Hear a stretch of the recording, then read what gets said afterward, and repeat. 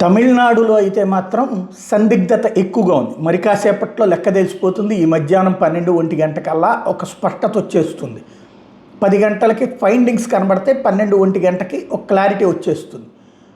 తమిళనాడు ఎన్నికలకు సంబంధించి మెజారిటీ సర్వేలు డిఎంకే గెలుస్తాయని ఇస్తే, ఒక సర్వేలోనేమో విజయ్ గెలుస్తాడని వస్తే, ఇంకొక సర్వేలో విజయ్ దాదాపు 40 సీట్లు గెలుస్తాడని వచ్చినటువంటిది ఉంది.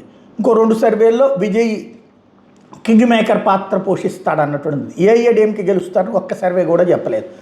ఈ సందర్భంలో విజయ్ టీవీకే పార్టీ తరపున అభ్యర్థులందరినీ కూడా గెలిచిన తర్వాత గెలిచినోడు గెలిచినట్టు మహాబలిపురం దగ్గర ఒక రిసార్ట్ బుక్ చేశాడు. ఆ రిసార్ట్కి వచ్చేయమన్నటువంటి ఆదేశాలు ఇచ్చారు. అంటే ఇప్పుడు ఏదైతే ఒకవేళ హంగ్ అసెంబ్లీ ఏర్పడే పరిస్థితి వస్తే తను కింగ్ అవ్వాలనుకుంటాడు, కింగ్ మేకర్ కావాలనుకోవట్లేదు. తమిళనాడులో ఉన్నటువంటి వాళ్ళు చెప్పేది కూడా 40 సంవత్సరాల లోపు ఉన్నటువంటి వాళ్ళందరూ కూడా ఎక్కువగా విజయ్కి ఆకర్షితులయ్యారు.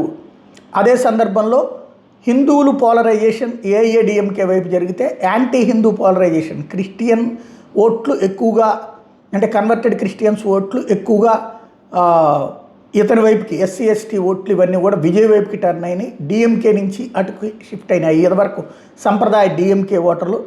అదే సందర్భంలో డిఎంకే వచ్చేటప్పటికి తమకి సంప్రదాయంగా ఉన్నటువంటి కులాల ఓట్లతో పాటు వీటిలో కొంత కూడా తీసుకుంది అన్నటువంటి. కాబట్టి అది జరిగితే డిఎంకేతో కాకుండా, అంటే ఒక 30-40 స్థానాలు తనకు వచ్చి ఏఐఏడిఎంకే 70-80 దగ్గర ఆగితే గనక ఏఐఏడిఎంకేతో కలిసి ప్రభుత్వం ఏర్పాటు చేస్తే భవిష్యత్తులో డిఎంకే వాళ్ళందరూ తన దగ్గరకు వస్తారన్నటువంటి ఆలోచనలో ఉన్నాడు విజయ్. ఏం జరుగుద్దో చూడాలి.